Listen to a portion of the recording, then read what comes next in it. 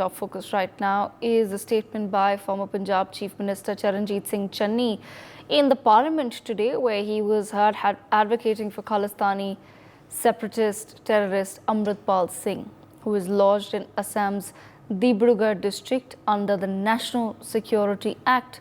Amritpal Singh, who heads the Waris Punjab outfit, was jailed along with 9 of his associates under the NSA.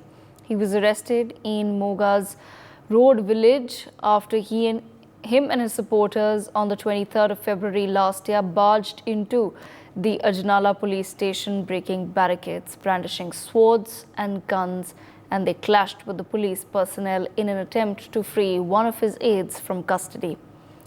Charanjit Singh Channi has claimed that there is an undeclared emergency in India, and Amritpal Singh, who was chosen by 20 lakh people of Punjab in the recent elections that have concluded, is not allowed to speak for his constituency in the parliament. Later, he's taken on a U-turn on his stance, and he said that I spoke about the poor, the farmers, that how the promise on MSP to farmers is not being delivered. I spoke about the entire budget, about the situation in the country and the manner in which the country is sinking financially.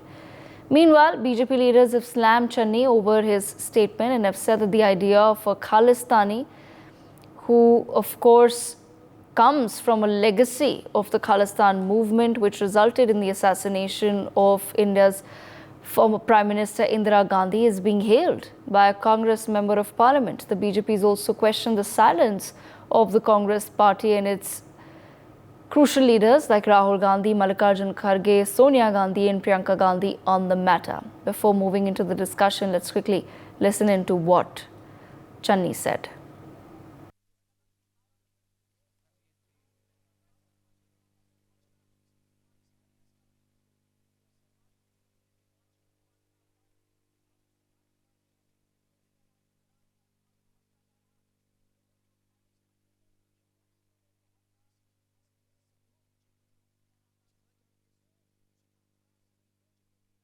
द्वारा 20 लाख लोगों द्वारा पंजाब में member parliament चुना गया और वो NS से लगाकर अंदर रखा हुआ है। फ्रीडम ऑफ स्पीच, उसकी कॉन्स्टिट्यूएंसी के लोगों की बात यहां नहीं रख पा रहे, ये भी इमरजेंसी है। बैठ जाओ। बिट्टू जी, आपके पिताजी शहीद हुए थे, माननीय सदस्य, लेकिन मैं आपको कह दूं वो उस दिन नहीं मरे थे, वो उस दिन मरे जिस दिन आपने कांग्रेस को छोड़ा।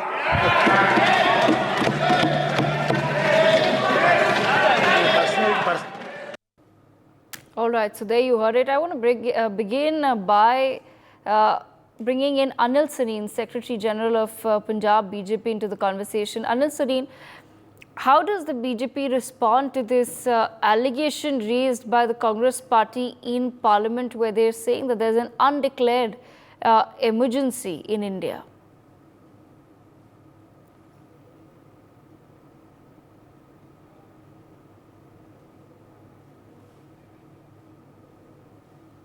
Mr. Sareen, can you hear me?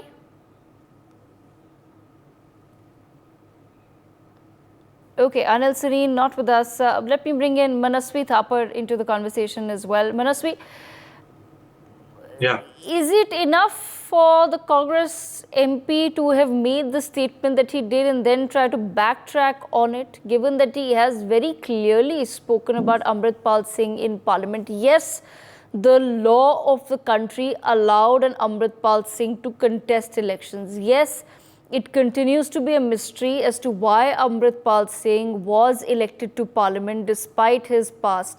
However, the truth remains that he continues to have extremely serious charges against him. So for the Congress party to have raised this matter in Parliament and say that there's an undeclared emergency in India because an Amritpal Singh continues to be lodged in the jail and is not being allowed to come to Parliament, how does that make sense? See, on the point of undeclared emergency, I think there could have been other examples which the Congress could have used, and BJP has given lots of other examples which they could have cited. But the raising Amritpal as an example to illustrate the undeclared emergency is not going hand in hand. Why? Because Amritpal is something which is a very grey area in the Indian democracy. This has happened for the first time. Alleged Khalistani supporter, Khalistani leader, pro-Khalistani person with terrorist charges against him, winning an election is a grey area in the Indian political system. So I don't think any prudent political party could support Amritpal's welcoming him in the parliament. That would not have happened or will happen. I don't think any sane political person would do that or say that. This is something which is a grey area. Having said that, I would say that what is more important is there should be a fast-track court to convict, to make sure that Amritpal is convicted, and then he is no more. He cannot be part of the parliamentary proceedings. So that is something which the government should make sure that a special court should be designated for his particular case, specifically for him, because he is now an elected representative. And having said that, if he comes to the parliament, this will give rights to more such kind of alleged people with criminal records. People would be allowed, and this would be already in the past a few decades, we have seen lots of people with the largest of numbers of criminal cases have come down to parliament, and nothing happens to their cases. This is what we have seen. So this should come down heavily, and all the political parties should come together and make sure that such kind of people with criminal records and criminal intent should not come to the parliament. This should be something which should be above BJP and Congress. It should be above any political lines. It's about making sure India is first, and how do we together make sure that it is a airtight system. And this is a loophole in the Representation of People's Act, which has to be rectified. This has to be clarified. That should be done on an immediate basis. But at the same time, Manasvi, if you can just shed some light on our viewers, about the seriousness of the charges against Amritpal Singh. So the National Security Act, the NSA, is not just imposed on anybody. It's not a regular criminal that we're talking about here. No, these are charges which are laid on a terrorist. These are charges which are against any kind of person who is involved in terrorism. These are charges which leads to separatism. So these are charges which is against the nation. So these charges are extremely serious. These charges, his conduct, are extremely serious, and such kind of person should be condemned to be in the parliament, because it's the mother of the democracy. It's starting for the temple of democracy is the parliament. That has to be protected. That has to be preserved. The purity of the democracy could be lost if such kind of people come to board of the parliament. That has to be prevented. So the first loophole came when his form was allowed. Had it been the case, his form should have been rejected. Let him go to the courts, and the court should have taken that cognizance. Then the election officer should have rejected his form. That was not done. And now he has been an elected representative, and that should be condemned. And so the only option left with the government is to make sure the fast-track court is established and his conviction is on the immediate basis. And if he's not convicted, he should be welcomed in the parliament. On the prima facie evidences which are there, which are understood through the media and observations which we had, he's going to be convicted very easily, only provided the courts are fast-tracked. Right, absolutely. Let me bring in Ramneek Singh Man into the conversation as well. Ramneek Singh Man, I want to understand from you, why do you think the Congress party today, through Charanjit Singh Channi, has raised the issue of Amritpal Singh, given that there, as Manasvi also pointed out, that there was enough information even for the public to understand the sort of activities that he was undertaking in the state of Punjab? Why would you want to raise the matter of a Khalistani in the Indian Parliament and claim that his freedom of speech is being hampered? All right. So let's begin with understanding who it comes from, rather than just trying to see where it is coming from. It comes from a former Chief Minister of Punjab, and probably the Chief Minister face for Punjab Congress in 2027 Vidhan Sabha elections in Punjab. Now let's look at what Congress party stands for and how have they dealt with Sikhs in the past. Since 1947, pre-independence era, the Congress party has made false promises to the Sikhs. Whether it was talking about giving autonomous state or coming right to 1973 up to the Anandpur Sahib Declaration.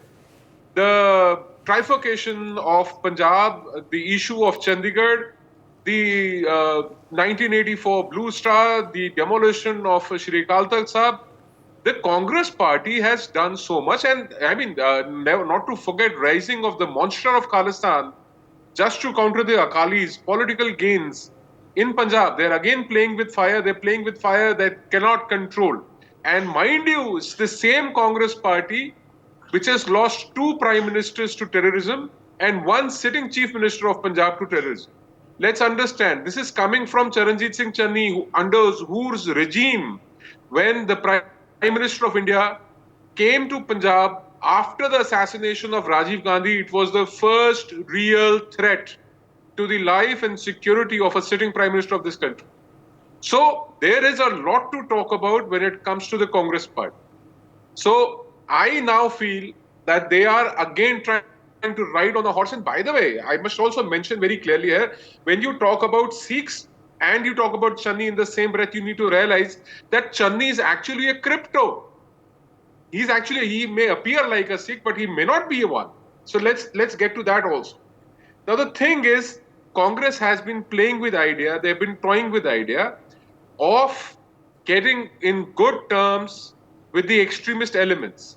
When Channi says on the floor of the parliament that 20 lakh people have voted for Amritpal, there are not 20 lakh voters in Khadur Sahib.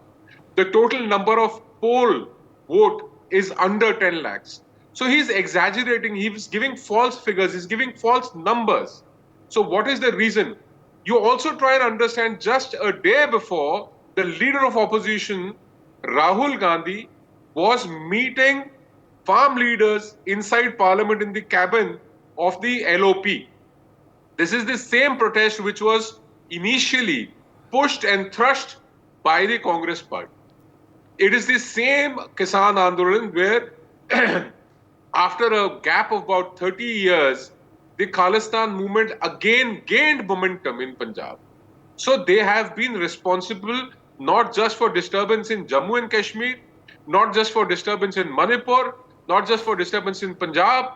They have been the root cause of the POK problem, they have been the root cause of the Tibet problem, they have been the root cause of the Balochistan problem. And had it not been for the Congress party, the fighters, the freedom fighters, fought for a very different India. They did not fight for a divided India. They never wanted Lahore, Nankana Sahib and Kartarpur Sahib to be a part of a different country. And a question that we always need to ask, the Congress party says that we'd given independence, then who gave partition? If they talk about Khalistan today, who's the one who brought this up in the first place? Right. Who's the one who brought these people on the front foot, on the front stage? Who gave them space after 35, 40 years? 1984 ke baad, who gave them space for the first time? It was the Congress party. Now, who's raising these bogies? Now, you need to understand. Well, on one hand, when Mr. Thapar says that they should not have allowed them to contest the election, I agree with him. Should have never allowed. But there is no constitutional provision. How do you stop? Yes. How does the election officer stop? There is no. But what was the Congress doing all these years? So, when it comes to Punjab, for good heaven's sake, Rabda Wasta, don't disturb Punjab by making such irresponsible statements. Not everyone who gets elected will get acquitted from the court. There are watertight, it's a watertight case against Amritpal. Let there be a trial court, let there be a fast track trial, and let's get it over with. If he is convicted, he should be behind bars and his membership should be cancelled and a by-election should be held in Khadur Sahib. And if he is innocent, proven innocent by the courts of law, then let him come join the debate in the parliament. Let him raise his voice just like the Sangrur MP, Simranjit Singh Mann, did for 5 years. So that's the beauty and that's the bane both of our Indian democracy. The beauty is that you permit such people. The bane is that such people will sit opposite to the Prime Minister of this country. People who stand for division of this country. People who stand for balkanization of India. Okay, People who all right, okay.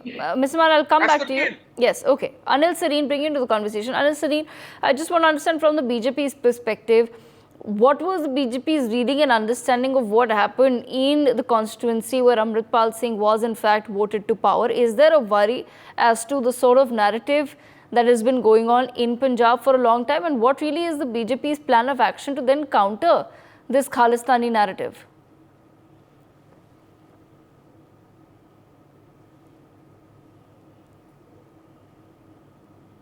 Mrs. Sareen, I'm going to have to request you to unmute yourself, sir. Okay, we seem to be losing that connection far too often with the BJP's spokesperson. I want to bring in Major General A.K. Sivach into the conversation as well. Major General Sivach, I want to understand from you, sir. Can you hear me? Yes, yes. Can you hear me? Yes, we can hear you. Can you hear me? Yes, Mr. Sareen, go ahead. If you can, yes, please go ahead.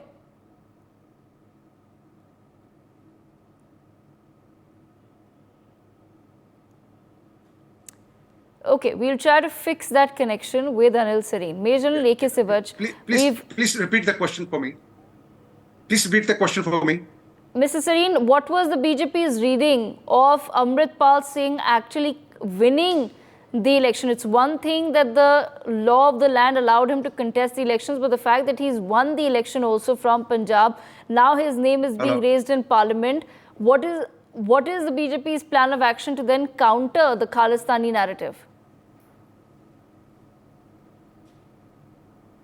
Look, BJP always stood against the anti-national and separatist elements.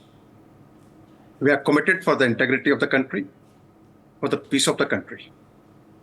And it's the most shocking that former Chief Minister of Punjab and presently Member of Parliament, Channi, the way he advocated for the Amritpal and his release and compared it with the emergency. It's most unfortunate. But at the same time, we must understand that Mr. Channi wants to earn cheap goodwill and popularity of his Congress mentors by openly conveying his support and solidarity with staunch Khalistani separatists and anti-national elements. Let him come in Punjab and say, yes, he advocates for Khalistan. He advocates for separatists. Let him say it publicly, out of that parliament. Then people of Punjab and people of country will tell him where he stands. But it is not his fault. It is the genes of the Congress, enacted by the leaders, Indira Gandhi, who propped up the separatist agitation in 80s, which ultimately she paid the price by life. So even now, this congressman, you see the statements of Rahul Gandhi and other leaders, they supported Tukre gang in JNU. Nobody forgot. Nobody had forgotten about it. Not only this, the persons who made anti-India slogans in JNU are now members of the Congress. And not only this, they gave him tickets for contesting the MP elections. So this is a true picture of the Congress. They always stood by the separatist elements. They always stood by the extremist elements whenever they are out of power. And this is a sheer, I can say, the frustration in the hearts and minds of the Congress, Rahul Gandhi and this Priyanka Gandhi, Sonia and Khadge Saab, that while opposing Modi, they have started opposing India, Bharat.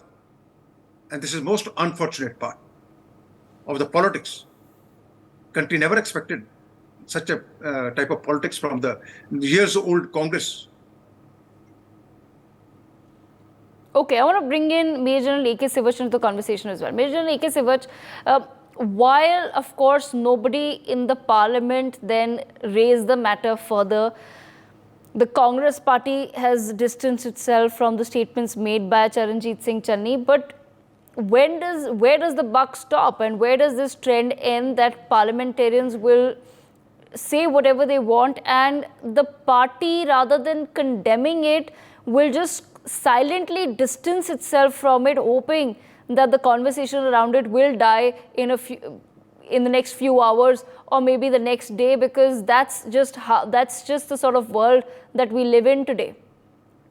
Yeah, absolutely. Devika, see, the point is, when it comes about a national security, we must be very careful as to what we speak in parliament.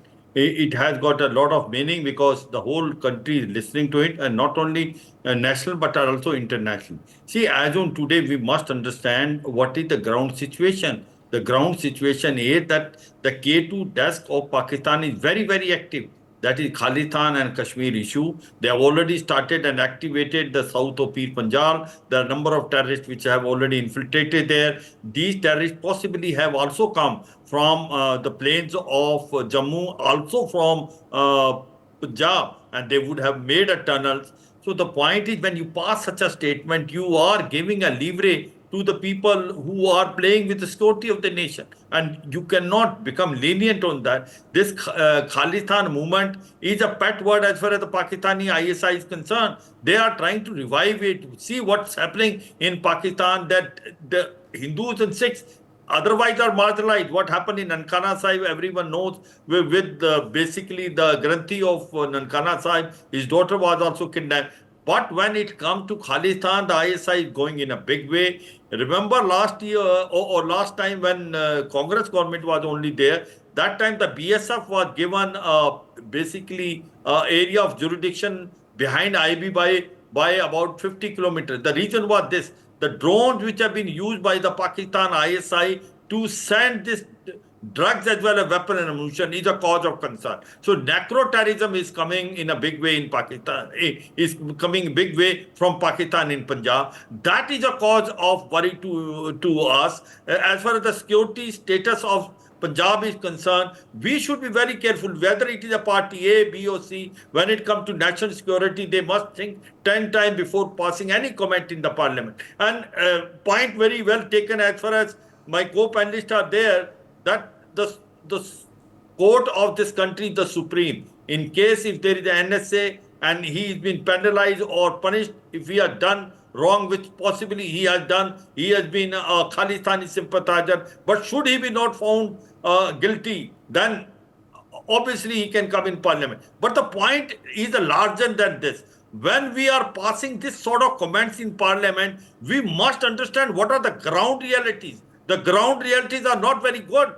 It is Pakistan ISI and Pakistan army is trying to now basically create not only problem in Jammu and Kashmir, also again revive Khalistan movement in Punjab. And if that is the case, then all the MPs as well as the ex-Chief Minister of Punjab should think 10 times before making any statement in Parliament which can harm the security of the nation. Now, remember, Devika, what is happening is that the news which is coming is, what is Pakistan now doing is, it is not only trying to make tunnels, it is also trying to send certain terrorists, if not from Punjab, but from the plains of Jammu and Kashmir, and then coming to Punjab. And the drug cartel is become so much that it is a cause of worry. Weapons, ammunitions are coming, people are being radicalized. We need to take control of that rather than start fighting and start passing a loose comment which only gives advantage to the terrorists, not to anyone else. Devika. Absolutely. Bringing back Ramneek Singh Mann into the conversation. Ramneek Singh Mann, I just want to understand from you, do larger questions then need to be raised about the party maintaining its silence on certain remarks that have been made? Okay, so Devika, see, let's understand one thing very clearly, that for every Indian citizen, for every politician, across party lines, the nation should come first, always and every time. Yeah. And the integrity of this country, the security of the citizens of this country, and for the people who are engaged, just like General Sivat Saab, who have given their life for the security and integrity of this country. It is something which is unbearable. And I must tell you, whether today, the LOP or the party president of the Congress party comes out and condemns the statement, number one. Number two, or like Channi is retracting from his statement. Number three, the ground reality on the ground in Punjab has altered. People listen to this, they consume this. And not just people in India and Punjab consume this. The hardliners, the people who want balkanization of India, the people who want division of India, and the forces and elements inside and outside this country, it becomes a food of thought. It becomes a fodder for them. And you are making the youth of Punjab cannon fodder for your political gains. You know who's going to be killed? You know who's going to get sacrificed in all this? It's the youth of my state, it's the youth of Punjab. And you would make a statement in the parliament. You will alter the ground reality. The K2 project of Pakistan is reactivated again. These countries cannot fight India on a one-to-one military battle, so they will always have a proxy. And you, as an elected parliamentarian, as a former chief minister, as an active politician for at least next 5 years, are becoming an instrument or tool in their hands. You're propagating, you're peddling, or you're promoting somebody or a thought which is anti-India, which is against India. You've taken the oath of the constitution of this country and you're doing all the harm that you can by your words and your actions. And that too on the floor of the parliament. These may be expunged from the proceedings, but what are you going to do with these clippings, this social media age? How are you going to expunge them? So you need to think, you need to be very responsible when you speak, because Punjab is a sensitive border state where foreign hands are involved to destabilize. Look at the number of Sikhs who've got gallantry awards. Look at the number of people who've got sacrificed in 61, 65, 71, 99. Yes. Pakistanis know that they need to destabilize Punjab to destabilize India. Okay. This region has been the gateway inside India for many centuries now. Somebody who has proven himself beyond doubt that he argues for an independent Punjab state, and every inch of the Khalistan that they demand is on the right, on the east of the international border with Pakistan. They don't claim 1 inch of land inside Pakistan. Is it not clear enough? Is it not evident enough who are they playing for? And yet as a parliamentarian, and yet as a former chief minister, you advocate for such people? It's shameless to say. The least, it's a very shameless statement. For more such videos, subscribe to the NewsX YouTube channel, hit the bell icon.